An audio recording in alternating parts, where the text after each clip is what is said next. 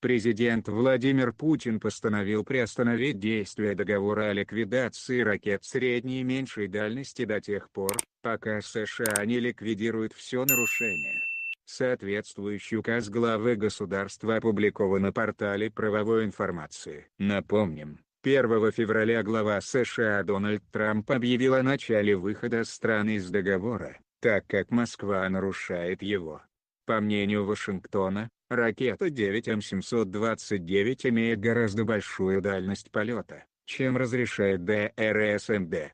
Однако ни одного доказательства Штаты так и не предоставили. Россия, в свою очередь, объявила, что на вооружении США стоят сразу несколько образцов вооружения, которые противоречат соглашению.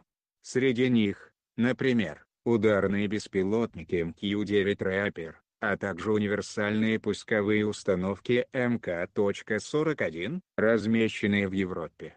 Соединенные Штаты уверяют, что они предназначены исключительно для противоракетной обороны, однако стартовать из них могут и крылатые ракеты. Договор о ликвидации ракет средней и меньшей дальности подписали в 1987 году.